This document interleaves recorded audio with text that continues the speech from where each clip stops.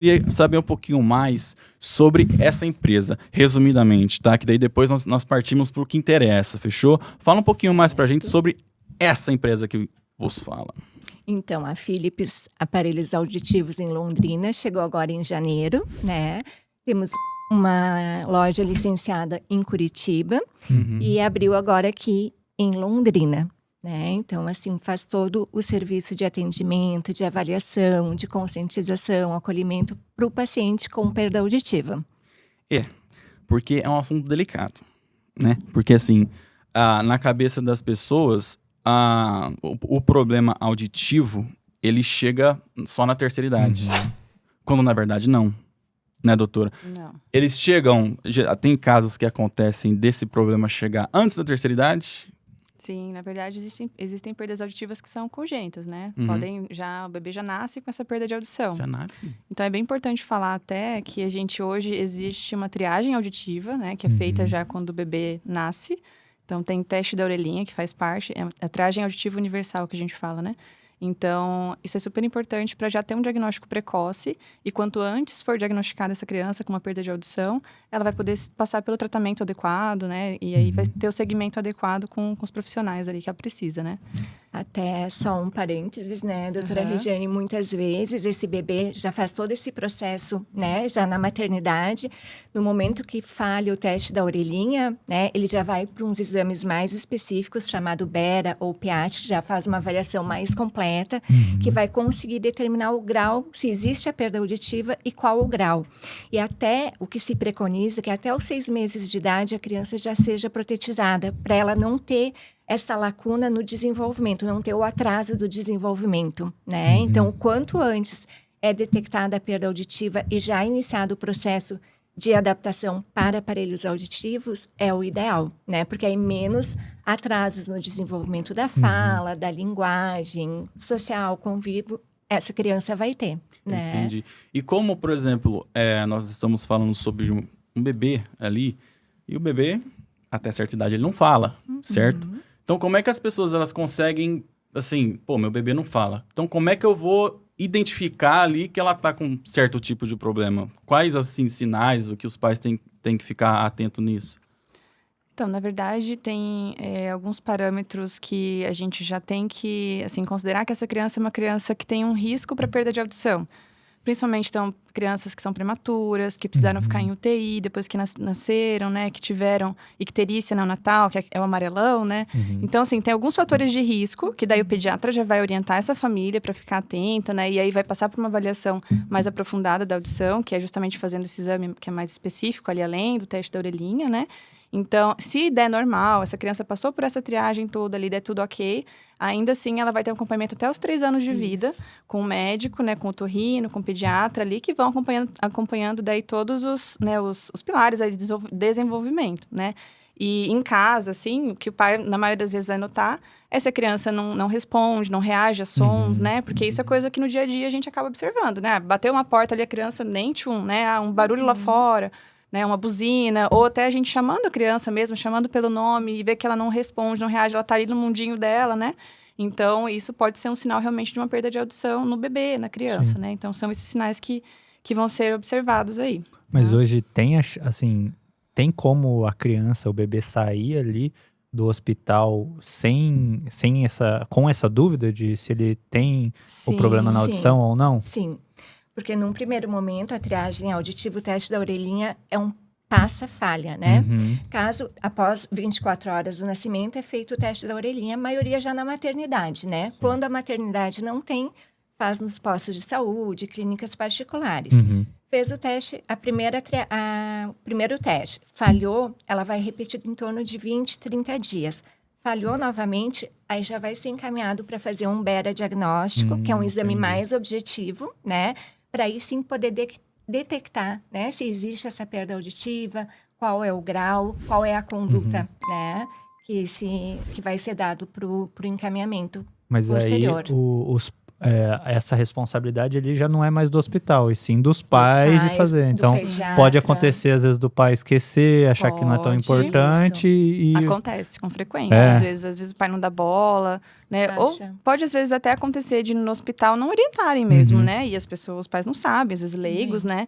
Então, às vezes, chegam no consultório do otorrino ali crianças maiores, né? Para as fonos mesmo, né? Que já chegam... Já chega com a queixa, né? Não tá falando, exatamente. Né? Tá atrasado. Entendi. E claro que tem algumas perdas que acabam se desenvolvendo depois, mas tem algumas que são realmente congênitas, que a criança já tem aquele problema, né? O bebê já nasceu com aquilo, só que demora para ter o diagnóstico. Infelizmente, isso acontece ainda. É muito mais difícil depois que se iniciaram todos esses protocolos, essa triagem, mas ainda acontece. Entendi.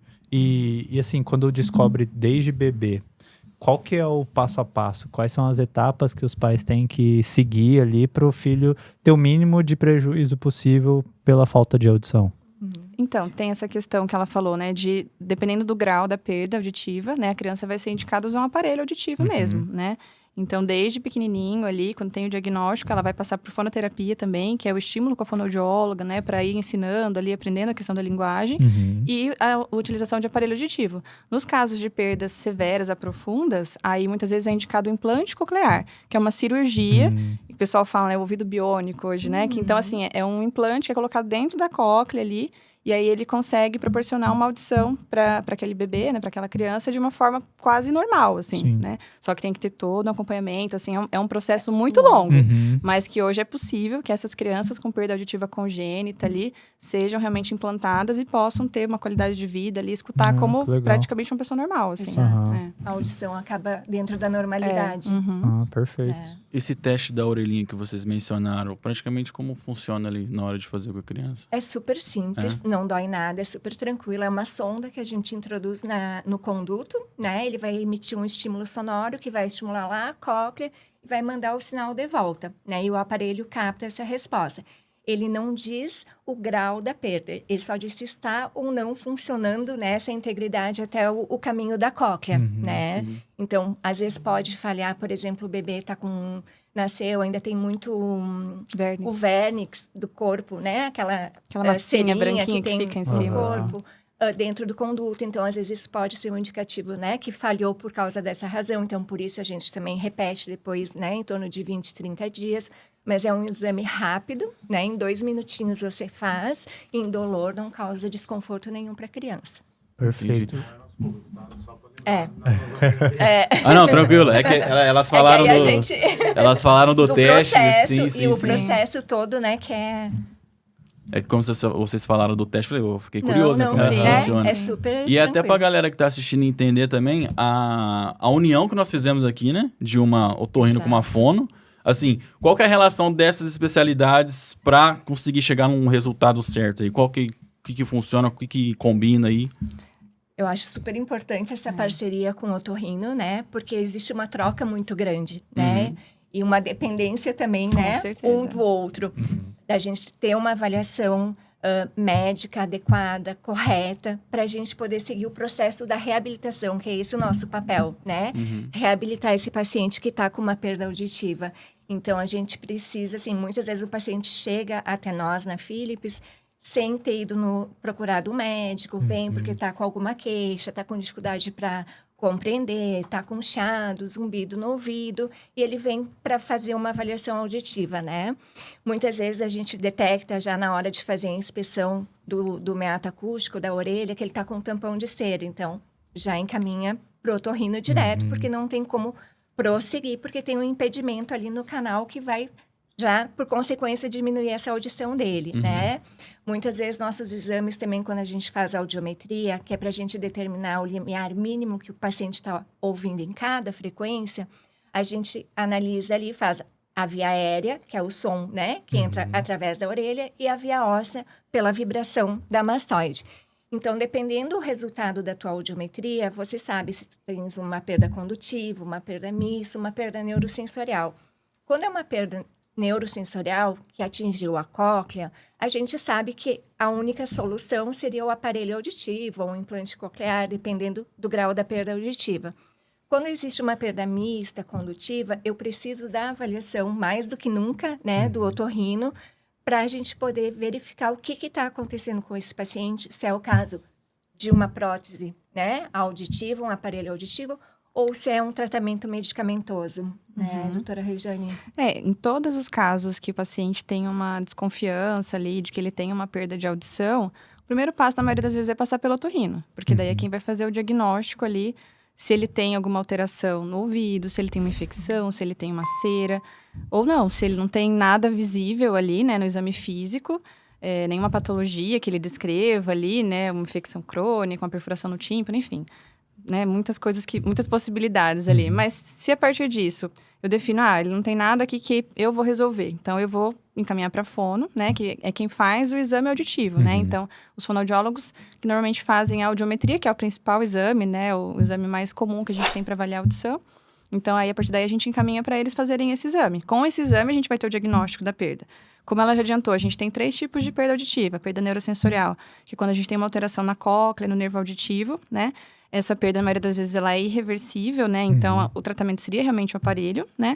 A gente tem a perda condutiva, que é quando tem alguma alteração na orelha externa ou na orelha média. Então, por exemplo, uma cera, uma infecção, né? Alguma coisa que, às vezes, é tratável, né? Aí, a gente tem que avaliar justamente isso. E a perda mista é quando tem as duas coisas juntas, né?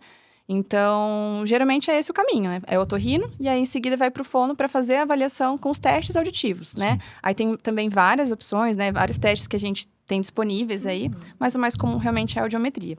E aí, em alguns casos, vai ficar lá com a fono, né? Vai fazer o aparelho e tudo mais e vai resolver o problema. Em outros, a gente vai ficar fazendo esse acompanhamento sempre ali, otorrino, fono, né? E além da questão auditiva, só para comentar, tem a questão da linguagem também, que tem a fonoterapia, né, que as fonoaudiólogas fazem o treinamento mesmo de fala, né, toda essa questão para melhorar nas crianças que têm algum déficit, alguma alteração de fala, alteração de desenvolvimento, né, então as fonos também trabalham nesse sentido, não só na questão da reabilitação auditiva, Isso. né. Perfeito. Então, por isso